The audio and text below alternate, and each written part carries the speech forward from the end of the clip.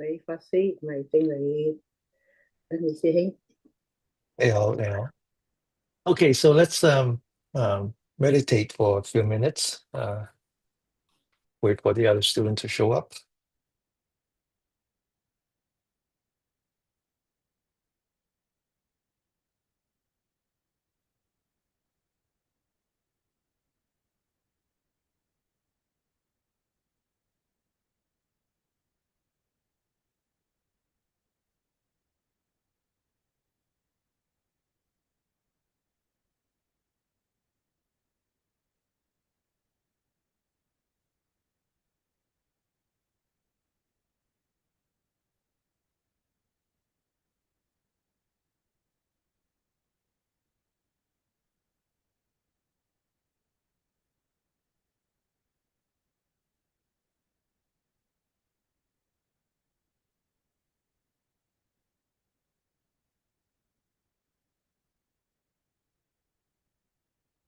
Good morning, good evening, everyone. Welcome to our monthly meditation and Dharma talk with Venerable De Hong.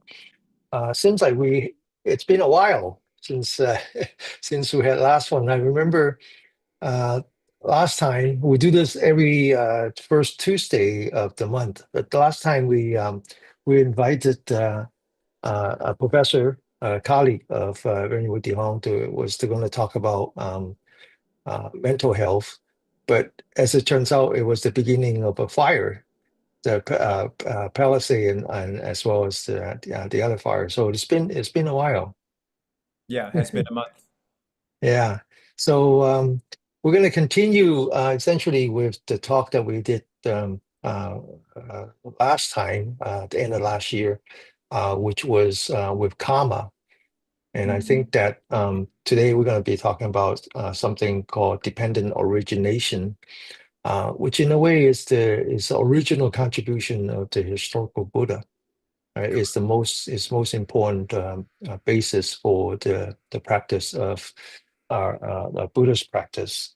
So with that, I'm going to turn the podium over to Venerable De Hong. Welcome. Thank you, Danny. Hang on, let me give you permission to. There we go. All right, thank you. Good evening, or good morning, good afternoon, everyone. So the topic for tonight is called dependent origination. This is a very, very complex subject or topic, even for me. I'll see how far I go tonight. I may have to break it down. We may have to continue next month. But it is very deep and it requires a lot of contemplation on how this topic, the Buddha's teaching, applies to each one of us, just so that we have a better understanding that get to where we are. So the topic is basically dependent origination or dependent co-arising. It's basically about cause and effect. Basically, the Buddha said, when this is, that is. When this arises, that arises. When this is not, that is not. When this ceases, that ceases. So basically, the Buddha states that when there is birth, then there is death. When there is the arising of birth, then death arises. It basically describes the flow of mental consciousness that is completely different than the material processes. So in summary, basically because of ignorance as a condition, we have volition. And because of volition, we have consciousness. And then name and form, then the six sense basis. Then because of contact, it gives rise to feeling. to craving, to clinging, to becoming. And then it leads to birth and aging and death, sorrow, lamentation, pain, displeasure, and despair. And this explains the origin of this whole mass of suffering. On the other hand, if one is able to achieve wisdom that can lead to the cessation of ignorance, then it leads to the cessation of volition, the cessation of consciousness, of name and form, six sense basis, cessation of contact, of feeling, of craving, of clinging, of existence or becoming, of birth, aging, death, sorrow, lamentation, pain, displeasure, and despair. Basically, this is the cessation of the mass of suffering.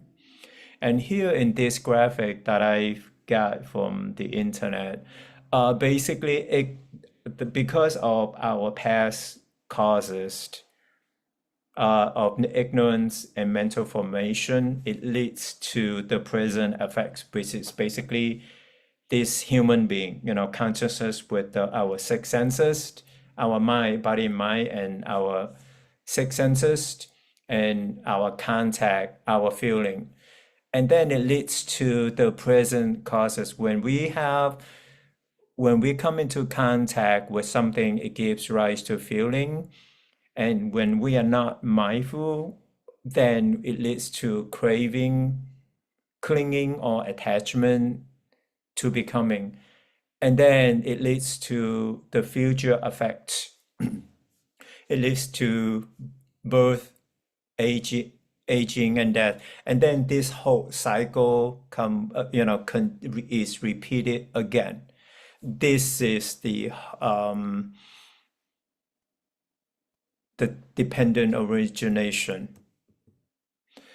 So here, I'll go through this quickly. There's no need for me. If you guys have access to the PowerPoint, please feel free to read it.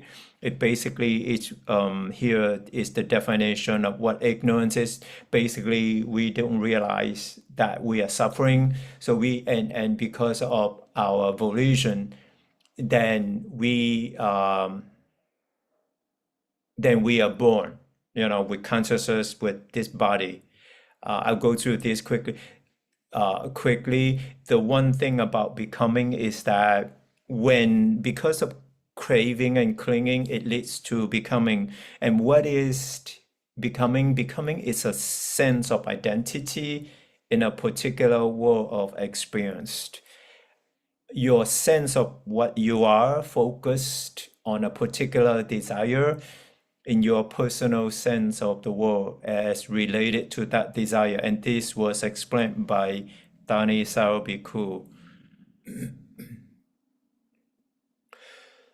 So basically,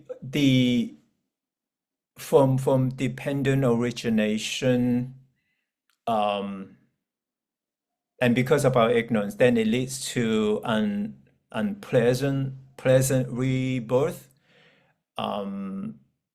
So what it is that we need to be able to understand the causality that links all of these factors on either side of death.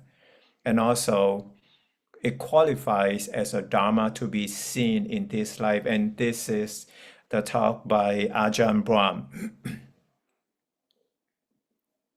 So what is the purpose of dependent origination? Is to explain how there can be rebirth without a soul, because in Buddhism, we don't have the concept of a soul. The second question is to answer, what is life? The third question is to understand why there is suffering and where suffering comes to an end. So how can there be rebirth without a soul? And it's because of diluted karma, basically our action and craving, that produce the field and that generates the existence and rebirth, or basically that we come into existence and giving rise to the start of a stream of consciousness.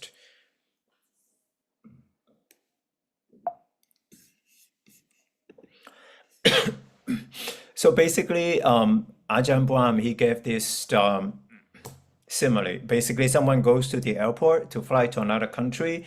If that person has enough money and for the airfare and decided to go to a new country, they may arrive in that land. If they have the fare but not the desire, or if they have the desire but not the fare, and then they will not arrive to the new country. So basically, the person here stands for the stream of consciousness. The airport stands for death. The new country stands for next life. So the fare here stands for the person's accumulated karma. And the desire to go represents, or stands for craving. With much good karma, and a craving for happiness, or just craving to be, then the stream of consciousness is propelled into the person's chosen next life. If the person has accumulated bad karma and a craving for happiness, but cannot reach the happiness that he or she wants, then the person is propelled into an unsatisfactory next life. However, with bad karma and a craving for punishment, then we recognize that in this life, as the guilt complex, then the person falls into a next life of suffering. Now, with much good karma and no craving at all, the person goes nowhere. So like the traveler at the airport, they have much money to go whether they want first class, but the delusion has been shattered and the desire that generated all this coming and going is no more. They ceased at the airport. Basically, they cease at death because the airport stands for death. So basically here, karma is like the field, craving is the moisture, and the stream of consciousness is the seed. So when beings are blinded by delusion and fettered with cravings, the stream of consciousness becomes established, and rebirth of a new seed takes place in the future, meaning the next life. Now, with mindfulness, one is able to practice and attain jhana meditation, then he or she may see the stream of consciousness in much the same way. And, before it looks like a continuous stretch of unbroken cognition, but now with jhana meditation, one is able to see the granular, tiny moments of consciousness, unaccountable in number, closed together but not touching, and each one alone. And having seen the true nature of consciousness, only then can the person see how one moment of consciousness influences the next consciousness. So karma with craving combine to make the impersonal forces that steer the journey of consciousness, like an aircraft on an automatic superpilot. With insight comes then, based on the data of jhana, the mental consciousness is independent of the body and must clearly survive the death of the body. Then one sees the absolute certainty that the forces of karma and craving that drive mental consciousness now will continue to drive the mind through and beyond death and rebirth, and is processed as seen. So here the other question is, what is life? Is one of the major difficulties that the Buddhists find with the teaching of anatta, which is not self. Then if there's not self, there's no soul. What is this? What is it that thinks, that wills, that feels, that knows? What is it that is reading this? Then what is life? But there are still people who argue either there's a soul or there's nothing at all. So basically, the Buddha said it's unattainable to hold that there is a soul or a God, a deity, because a cessation is seen, he explained, from the cessation of ignorance, karma formations ceased, and from the cessation of karma formations, consciousness ceased, then cessation of birth, then dukkha ceases. So basically, he referred to the passing away process as dependent cessation. And this impersonal process is the very thing that we identify as life. It includes all, the usual suspects, right? The body or the soul, the body, the will or the craving, the clinging, the consciousness and mind.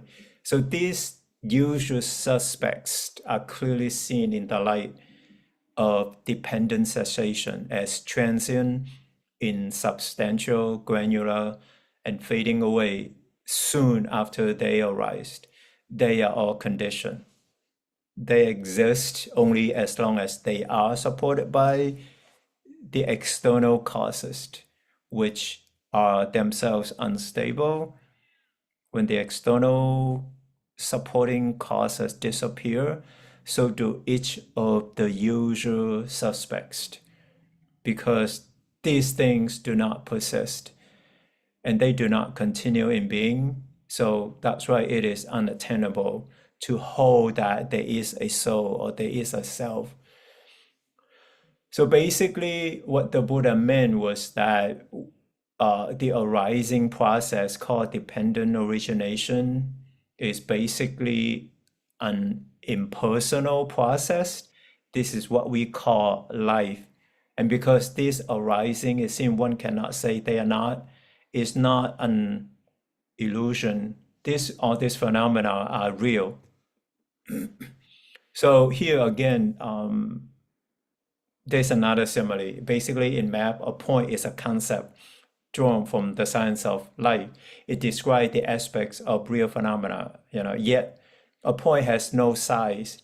It's smaller than any measure that you can suggest, yet it is bigger than nothing. In a sense, one cannot say what a point is because it does not persist.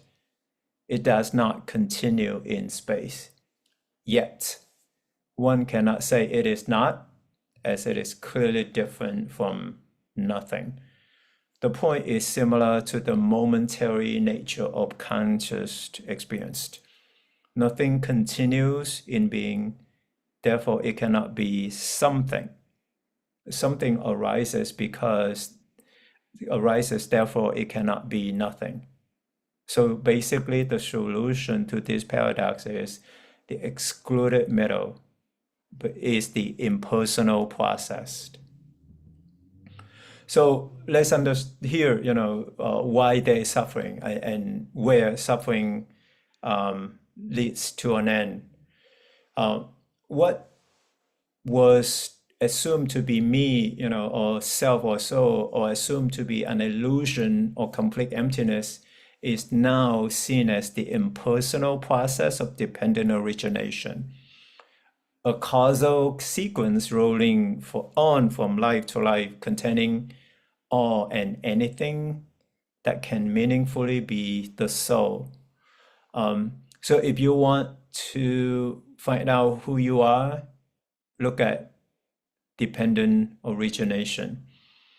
If you want to find out what is life, again, look at dependent origination. And the Pali term for this is paticca samuppada. This is the so-called life. So basically, the purpose of dependent origination is used to establish the reason why we suffer and to find a way of eliminating suffering once and for all. So with birth, one is subject to aging, sickness, and death, and in a sense, it is suffering. Again, this is from Ajahn Brahm. He said, he used another simile. Basically, let's say a person born in the prison, raised in the prison, who has spent all their time in the prison, can only know prison life. They don't even suspect anything beyond their prison can exist. So they make the best of the prison. Those who think positively, because they have gone to prison seminars, begin to think that the harsh prison is instead a wonderful place. They even compose songs like "All jails bright and beautiful, the good Lord made them all." So this is basically what the Ajahn Brahm said. The other thing is others get involved in social service, compassionate decorating the prison. When someone gets tortured or punished, they think something has gone wrong and look for someone to blame. If someone suggests this is the very nature of jail is suffering, then they are dismissed or as a pessimist and told to get a life. So one full moon night, a prisoner discovers a door leading out of jail and goes through. Only then does he realize that jail was inherently suffering. And you can't make it otherwise. You cannot make it wonderful. You cannot sing wonderful song about it. So he goes back to tell the other prisoners. Most don't believe him. They cannot even imagine anything other than the jail. So when he says that jail is suffering and the cessation of imprisonment is happiness, he is accused by one and all of escapism. Sometimes people rebuke me saying, "You monks are just trying to escape from the real world." Ajahn Brahm replied, "Well done, at least someone else has understood Buddhism."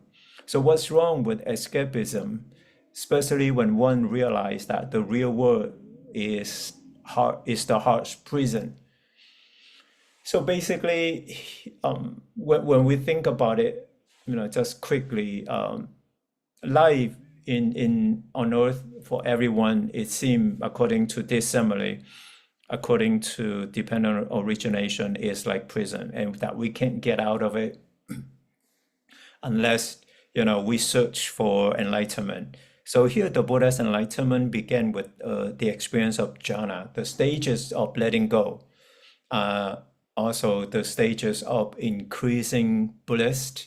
After jhana, one can reflect on the reason why these jhanas are by far the most pure and powerful happiness of one's life. And what's the cause of such happiness? Ajahn Chah used to say that it's like having had a tight rope around one's neck for as long as one can remember. Then one day the rope is released, the bliss and ease that is felt is because a huge burden suffering has gone. The ecstasy of jhana is because one has escaped, albeit temporarily, from what people mean by the real world.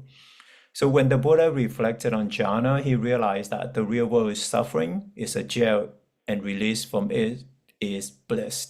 He could only know this once he had stepped out beyond jail. This is the purpose of jhana.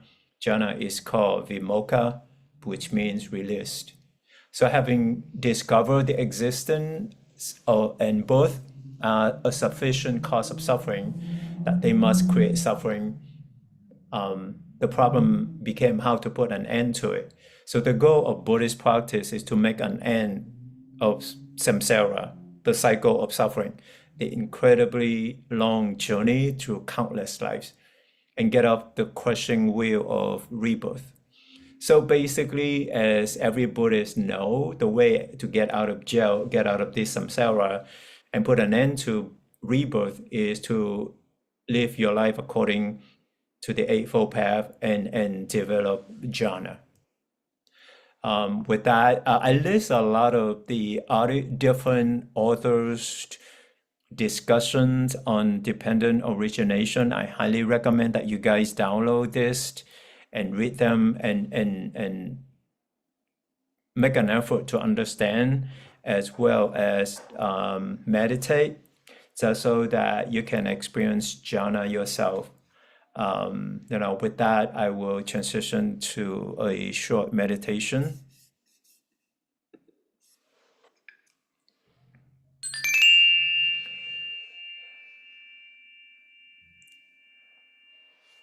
Let's take some deep breaths as you take your posture, whether you are sitting, lying down, or standing, or walking. Just first take some deep breaths first to relax your body. In through your nose and out through your mouth. Let go of your thoughts, thinking, planning, fear, worry.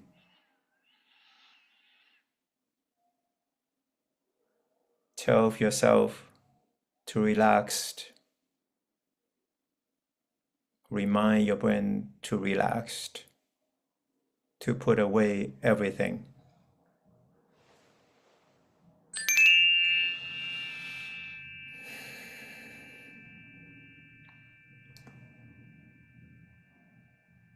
Once you are done, then breathe normally through your nose. Allow your body to settle.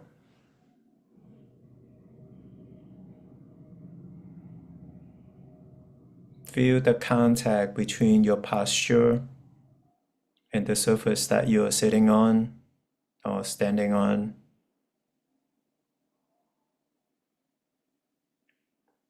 Or if you are lying down, feel the surface that you lie down on. Start with a smile. Notice how you feel when you smile, and how that feeling gives rise to the physiological sensations in the body.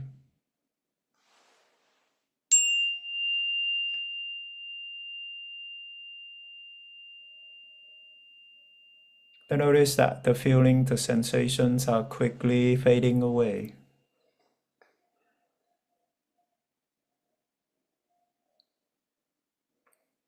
And what do you feel next without smiling?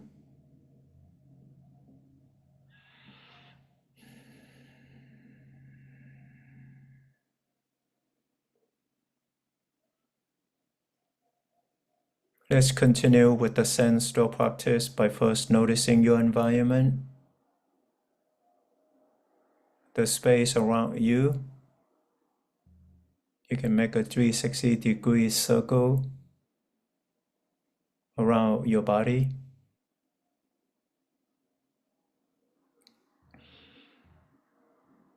Notice the room temperature.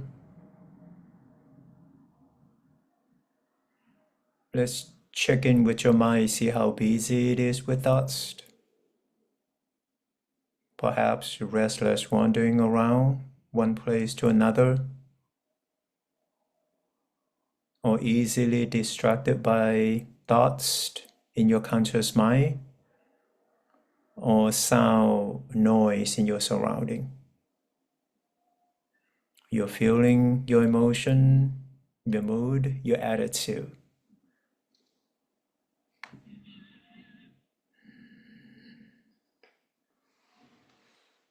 Then your sense of hearing, knowing that your hearing is always on, that you cannot turn it off.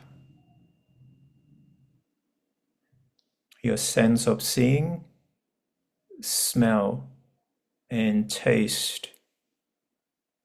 These three senses during meditation are at rest because there isn't any trigger.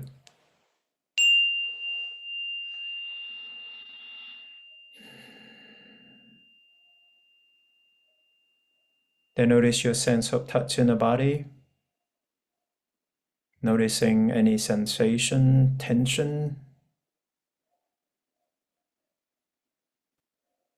or tightness taking place, changing throughout your body. Be aware that your body, your senses are constantly receiving data. It's how your brain chooses which data to process.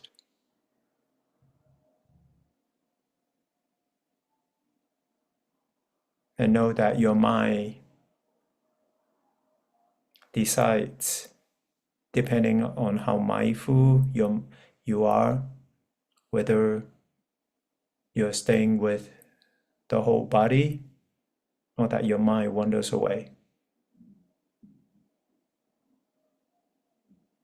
When your mind wanders away, you lose that awareness, leaving the body behind.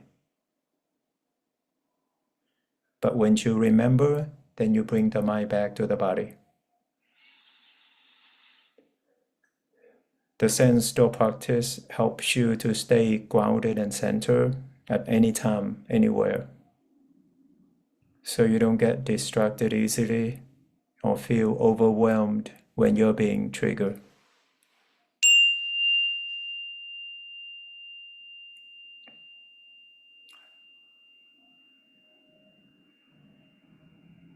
Let's continue with the body scan. Using your mindfulness or your awareness, scan your body from head to toes.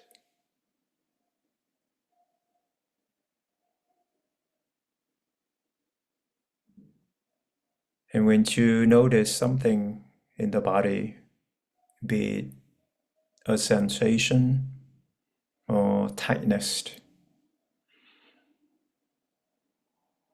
then pay attention to it. Be present with it without judging, reacting, or asking questions. Notice how it feels in the body. That's what we call the physical felt sensation.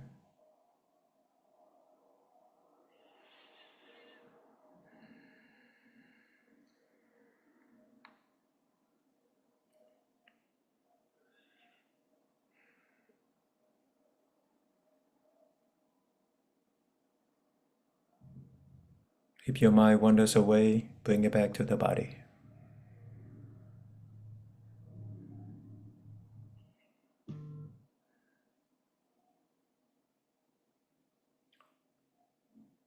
With the body scan, you are more sensitive and aware of any issue that is going on in your body.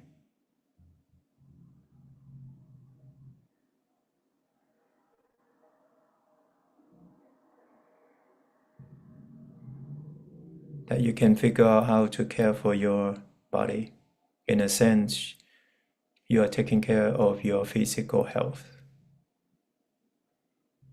So be kind, be accepting, and fully embrace this body as it is, without judging, without wishing it to be anything else.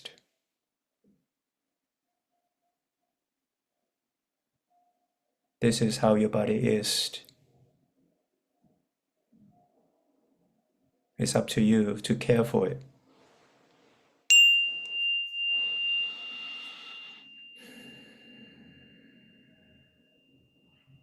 Let's bring your attention to your breath and cultivate concentration by just paying attention to your breath, the in-breath and the out-breath.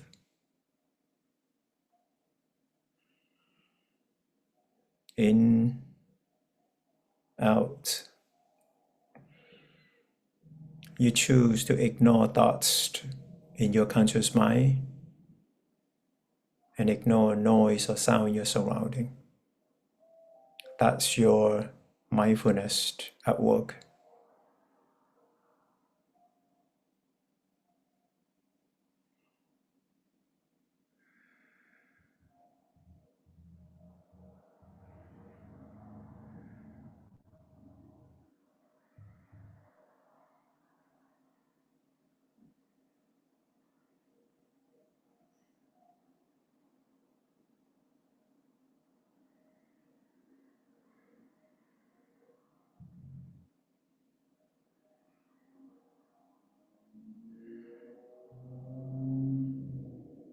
If your mind keeps wandering, then you can repeat a mantra or prayer, but try to come back to the breath.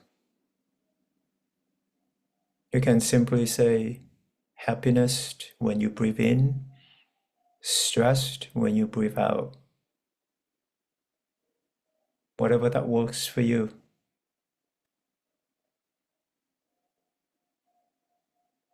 Just so that you can be present, can stay with the breath.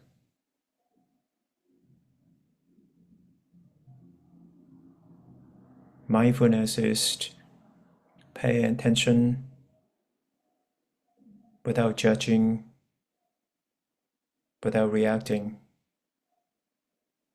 to the object.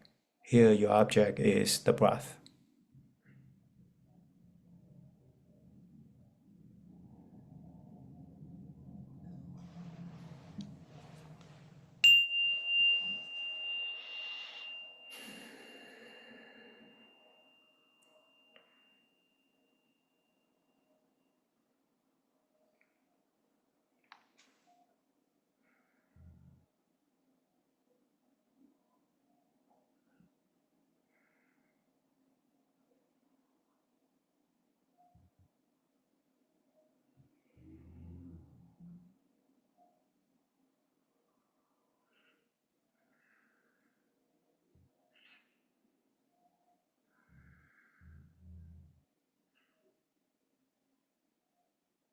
You can smile to make it interesting for your mind to stay with the breath longer.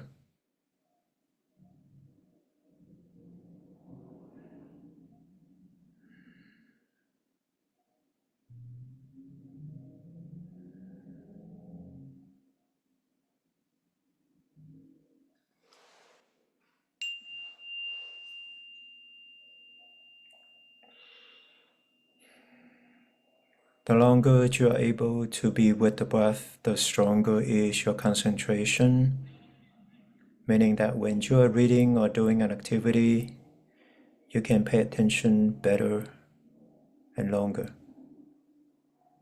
And your mindfulness is much deeper, meaning that you're not so quick to react, to judge.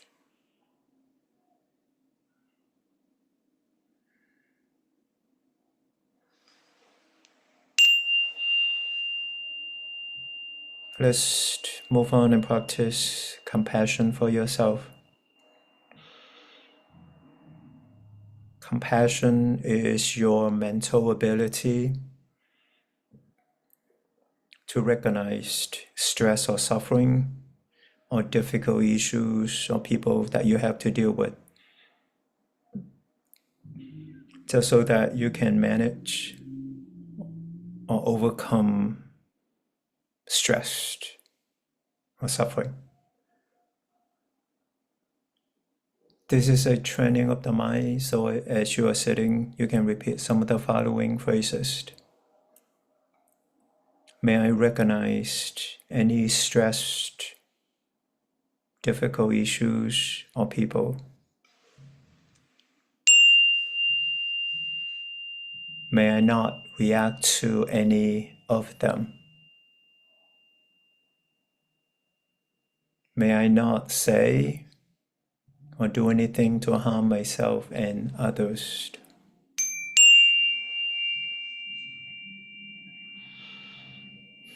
May I love myself unconditionally.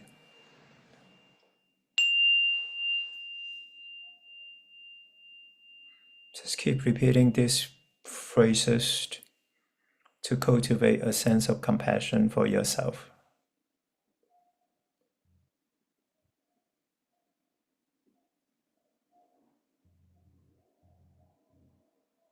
May I recognize stress or suffering, difficult issues, or difficult people that I have to deal with. May I not react to any of them. May I not say or do anything to harm myself and others.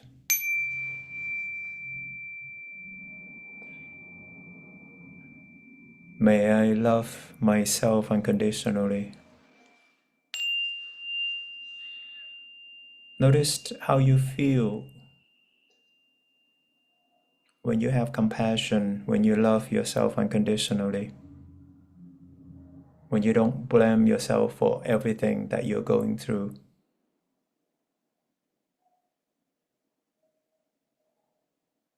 That's compassion.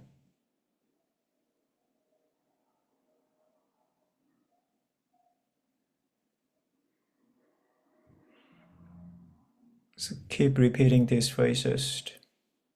Allow these phrases to become your new reminders, just so that you know what to do when you're under a lot of stress.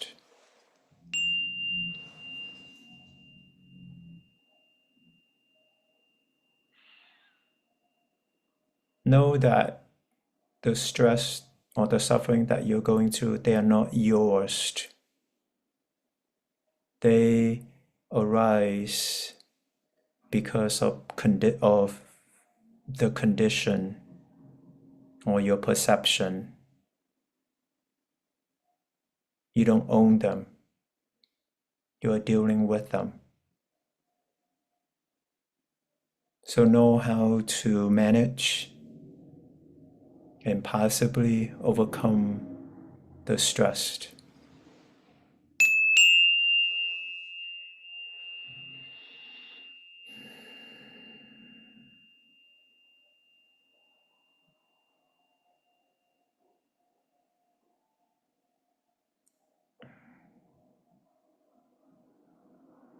When your mind is clear, when you become more mindful,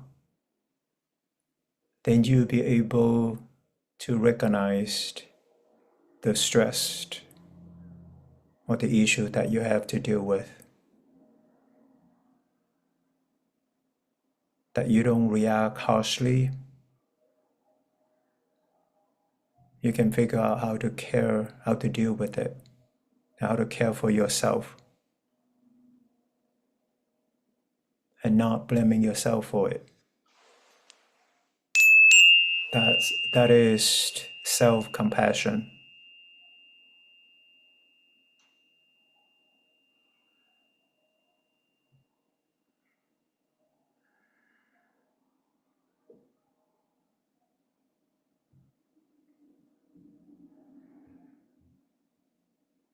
Also, when your mind is filled with mindfulness and compassion, then you can direct your compassion to anyone. So bring to mind somebody that you know who is suffering and offer that person your compassion using the same phrases.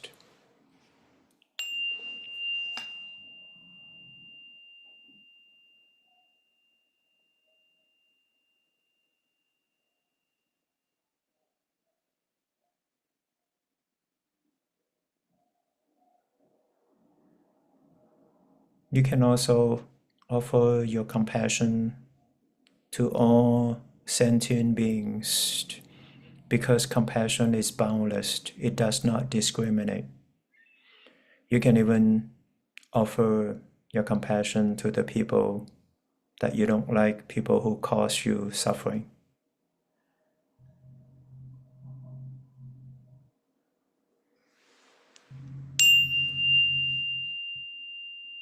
When you're able to offer your compassion to the difficult people, you're able to free your mind from holding on to any anger or hatred directed at them. And that's how you free your mind. That's how you feel free. Let's sit in silence for the next couple minutes. Just continue to practice compassion for yourself and all living beings.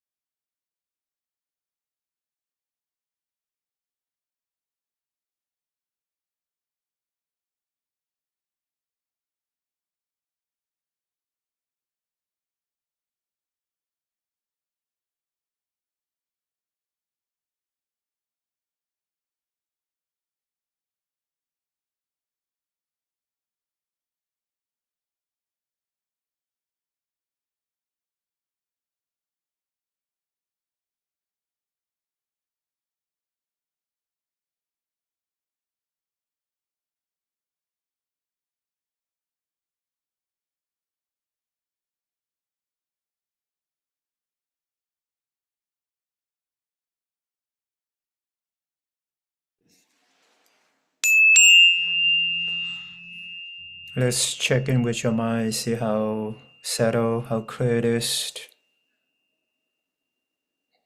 that your mind is less reactive, less judging, less reacting,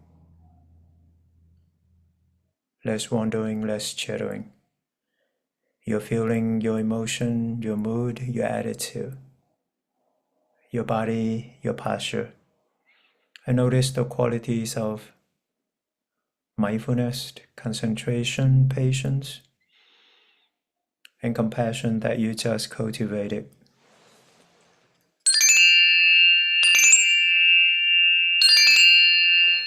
With that, I'll hand over to Danny.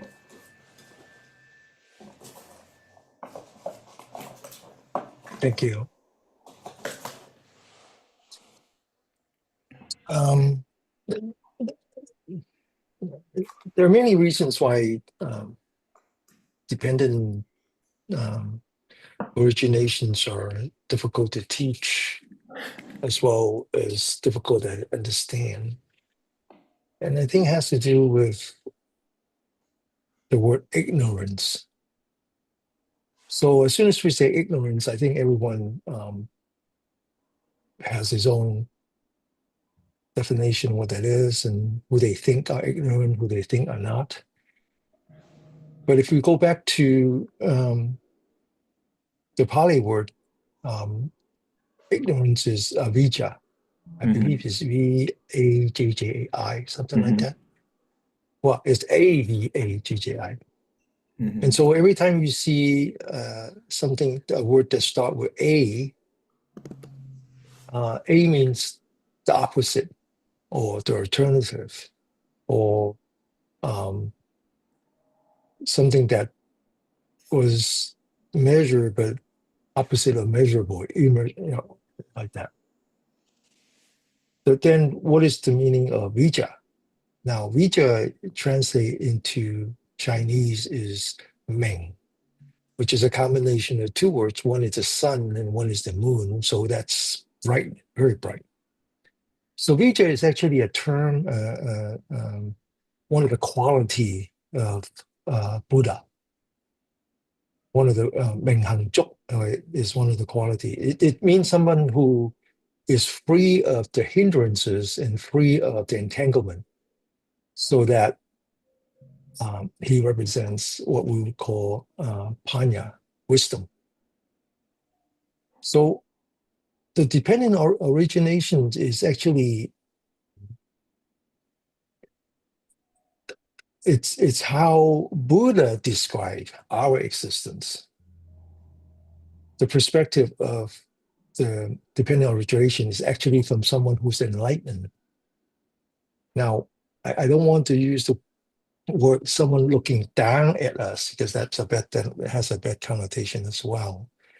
But in Buddhist teaching, they like to use like shores. He's on one shore, he's looking at another shore. Where he is at the shore that represents enlightenment, and we're in the shore that represent the opposite of enlightenment. So in that sense, ignorance is not exactly how we use it in English, but it just means people who are not enlightened,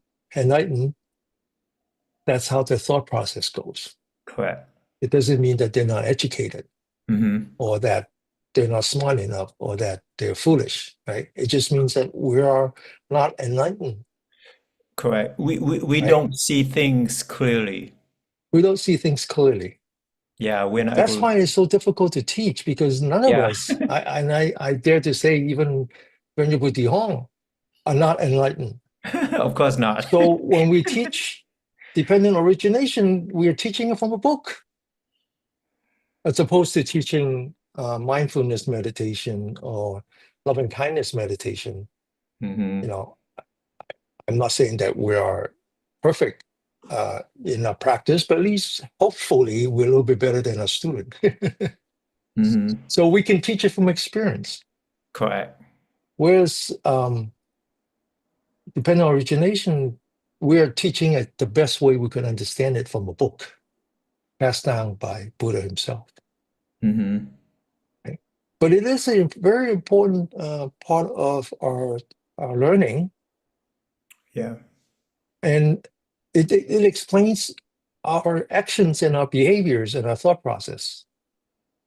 So I would use an example. I remember not too long ago back in LA where Venerable De Hong lives, among the Vietnamese Chinese community, there's a dance hall.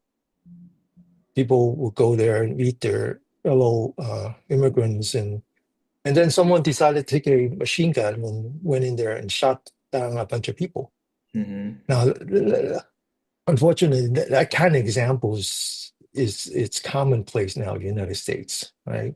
Yeah. People go to kindergarten and start shooting down kids. People go into, they have all kinds of reasons.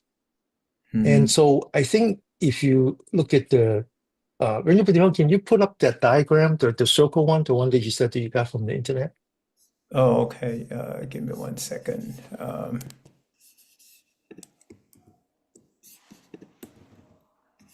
Let me share it.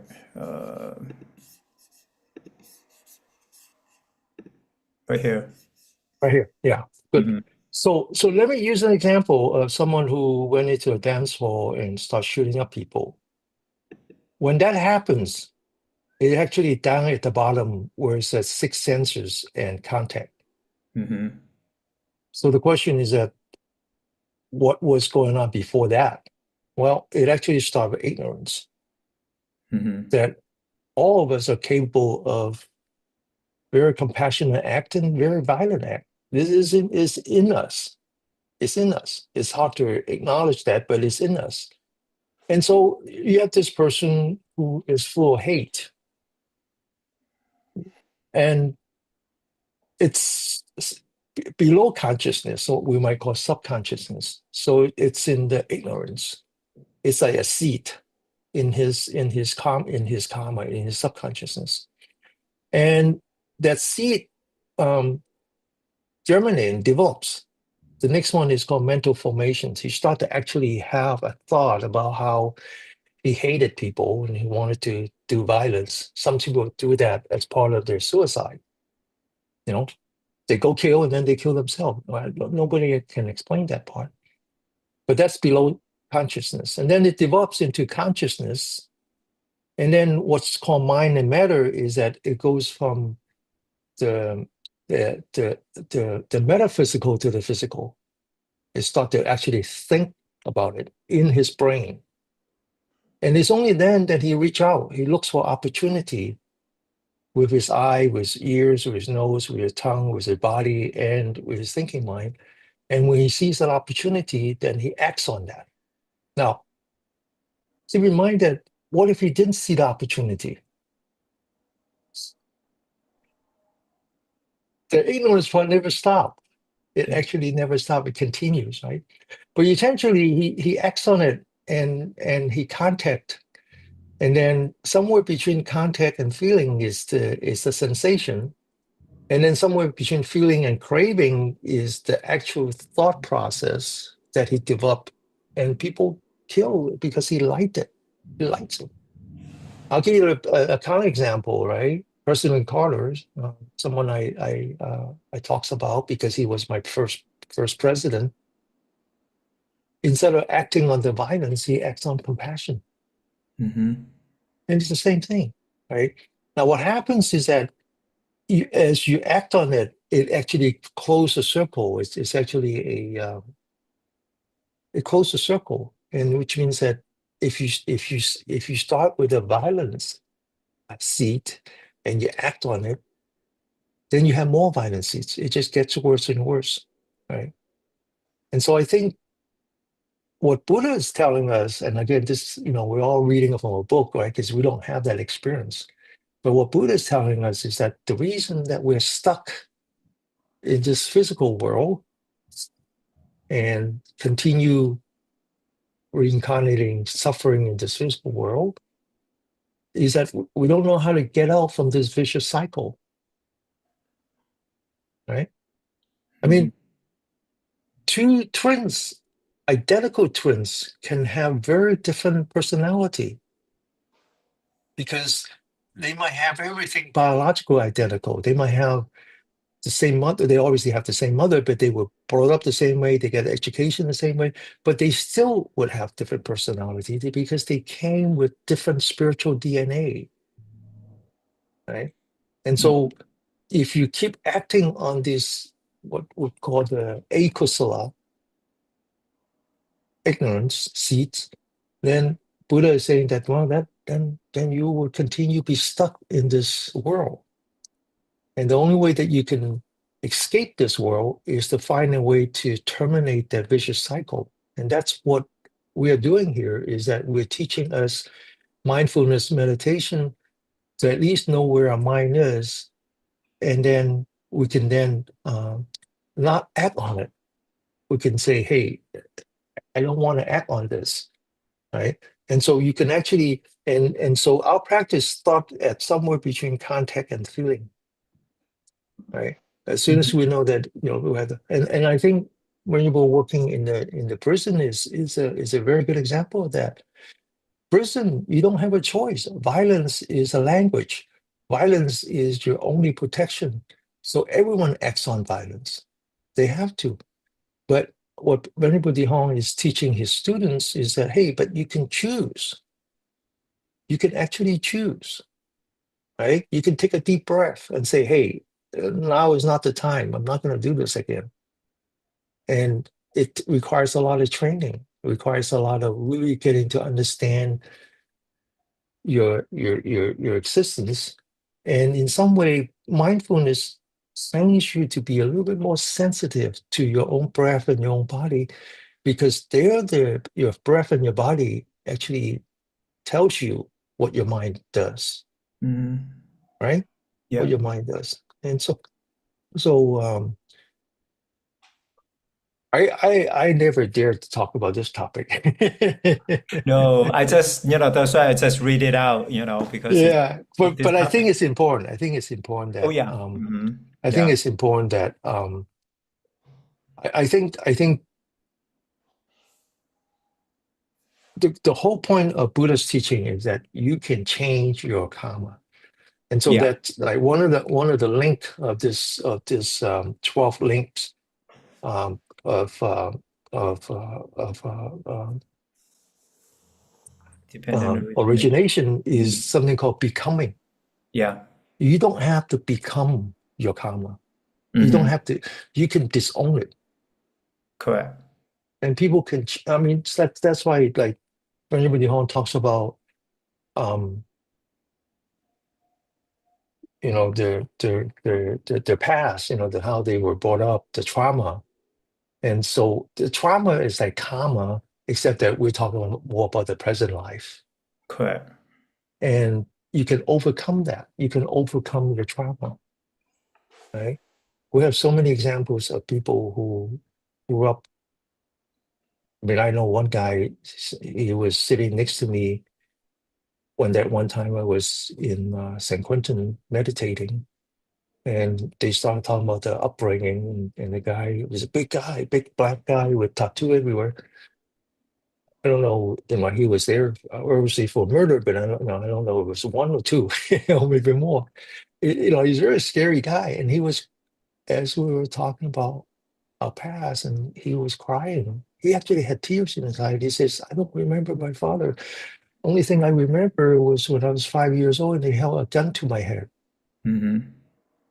That's how they grew up, you know. Yep. But you can overcome that. And that's the contribution, that's the work that I'm not going to use the word contribution, but that is the work. That is a lifetime work of Venerable De Hong, is to bring those technique and bring those understanding, allows a student to change their life. Okay? And they don't only change the life, they change the life of the cellmates, they change the life of the people who are incarcerated with them. They even change the family, they change the prison guard. Yeah. Anyway, I liked it. I liked it. I liked it. So I think for those who manage to listen to this, I mean, I think there's a lot of room for you to study on your own. and at least you know that that's the end goal. That's a true Buddhist teaching. Yeah. Not something like mindfulness, pain management. No, no, Although there's benefit in that, I don't doubt it, right? correct. Yeah. Thank you so much. Thank Thank you you. so much. Yeah, I just realized I just looked at our playlist. So the last time you talk about that you had a 1 hour meditation and Dharma talk was back in November, Mm-hmm. Yeah, because in December we had Gail, correct. and then in January we were supposed to have your Joanne. colleague Joanne, Yeah, and that didn't work cancel. because of the fire, and so it's been 3 months. Yeah. Okay. Okay. Thank you so much. Let me